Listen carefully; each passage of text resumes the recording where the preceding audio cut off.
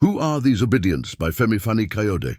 They too have a right to fight for their rights and future and to be heard. They too have a dream and a story to tell, and we must never begrudge them that. By Femi Fani-Kayode, August 23rd, 2022, published by Premium Times. In the main, they are an innovatively aggressive and frightful array and association of angry and determined young men and women. They clearly have the courage of their convictions, coupled with the audacity, fury, daring, rage and firm resolve of those who were involved in the NSAS protests of 2020, and the fiery foot soldiers who effected the Russian Bolshevik Revolution of 1917, led by Vladimir Ilyich Lenin. Let me make this clear from the outset. I am a member of the APC and a supporter of Asiwaju Bola Tinubu. This contribution does not in any way derogate from that, and my analysis is more of an academic and intellectual exercise than anything else. I'm not a supporter of Peter Obi, and I have no intention of becoming one. I am, however, interested on what his supporters represent and stand for, and that is the subject of this essay. They are worthy of my attention only because their rise and relevance in the political configuration of our nation, just in a matter of weeks, has been meteoric and phenomenal. In order to counter and defeat them, or to keep them in their place, we must at least attempt to understand them and figure out how their minds work. The following are my findings. Those who are the supporters of Peter Obi, the Labour Party presidential candidate, are known as Obedients, and they are everywhere. Those of us in larger political parties like the ruling APC and the opposition PDP treat them with contempt and ignore them at our own peril. The truth is that they are far more dangerous to our collective cause as a ruling class than many of us can possibly conceive or appreciate. Only the discerning can appreciate this and know precisely where this whole thing may be heading. They may not have structures or elected representatives in the legislative and executive arms of government, but they have ideas and vision, coupled with a clear ideological and philosophical bent, which can and will endure for far longer than mere political platforms and structures. Unknown to them, as well as virtually everyone else, therein lies their power.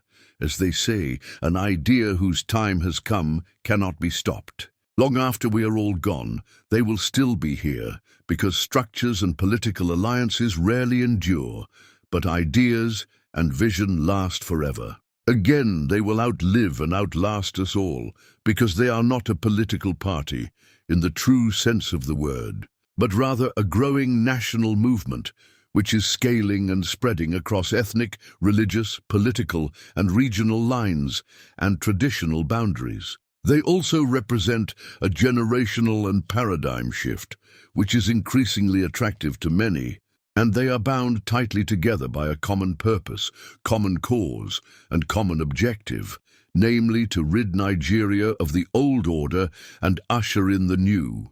If the truth be told, they are not only interested in winning an election, but perhaps even more importantly, they are interested in making a profound, eloquent, and defiant statement, registering their protest against the status quo and the powers that be, and triggering and engendering a full-scale, comprehensive and all-embracing social, cultural and political revolution.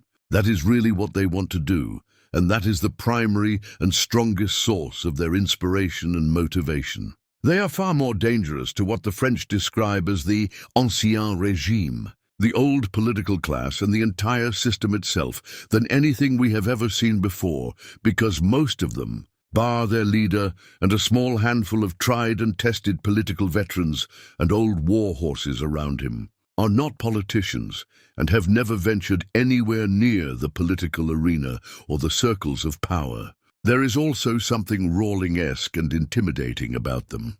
That is to say, they are similar in disposition to the late, great and mighty son of Africa and leader of Ghana, President Jerry Rawlings, who led a successful revolution in his country in 1979, and who, on his second coming in 1981, when he toppled yet another government, said, "If there is no justice in Ghana, then there shall be no peace." That is the spirit that is in the Obedients, and that is what moves them. Yet although they do not like to hear it, their chances of winning the presidential election next year, short of a miracle, are very slim, and deep down, they all know it even if they refuse to publicly acknowledge it. Despite that, they are determined to fight to the end, hope for the best, work hard, and give it their best shot, and of course, therein lies their victory. In this game, courage is the key. As they say, he who dares wins.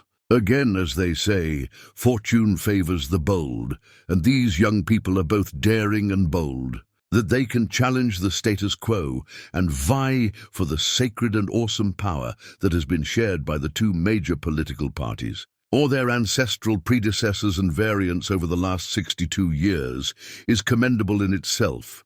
I am not part of them, but I certainly commend and applaud their efforts. They too have a right to fight for their rights and future and to be heard. They too have a dream and a story to tell, and we must never begrudge them that. Yet if the truth be told, they are not only interested in winning an election, but, perhaps even more importantly, they are interested in making a profound, eloquent, and defiant statement, registering their protest against the status quo and the powers that be, and triggering and engendering a full-scale, comprehensive, and all-embracing social, cultural, and political revolution.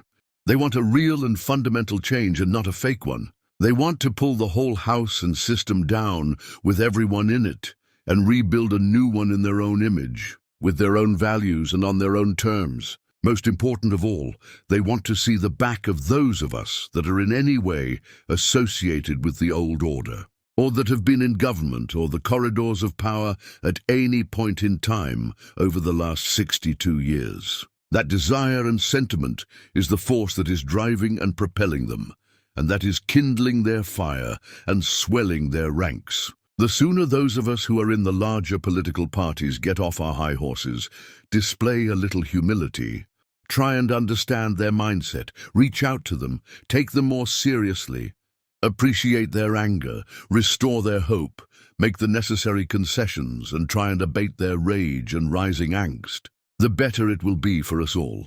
They are like the Robespierres and the Marats of the bloody French Revolution between 1789 and 1799, whose battle cry was liberty, equality, and fraternity, who brought an end to the French monarchy. Royal family and nobility chopped off their heads and established a proud and strong new order and a fledgling and unique republic. Like Robespierre's tiny cabal of French revolutionaries, they are led by a small cell of intellectual and idealistic hardliners and are bolstered, girded and supported by a volatile, massive and increasingly dangerous support group and power base, which threatens violence and hurl insults at their perceived detractors at the drop of a hat, and as a consequence of years of pent-up anger and frustration. If they ever get power, many heads will roll, and many of today's and yesterday's leaders will run into exile or go into hiding.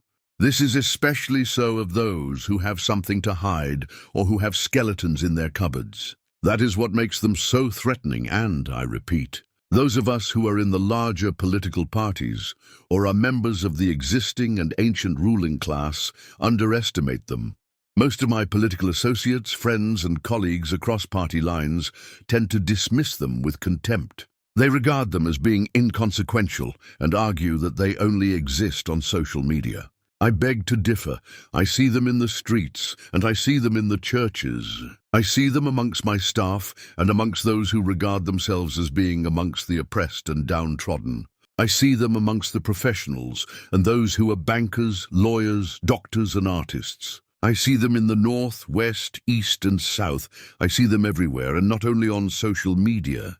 I see them as being a very powerful and potent rising force, which, if properly managed, will develop into a major political power over the next few years, with a strong ideological and electoral foundation and massive structures. That is the potential that they have, and that is how dangerous they can be. The sooner those of us who are in the larger political parties get off our high horses, display a little humility, try and understand their mindset, reach out to them, take them more seriously, appreciate their anger, restore their hope, make the necessary concessions, and try and abate their rage and rising angst, the better it will be for us all. They may not have today, but if we do not play our cards right, they may end up having tomorrow. May God help us all. Femi Fani-Kayode is a former Nigerian Minister of Aviation and Minister of Culture and Tourism.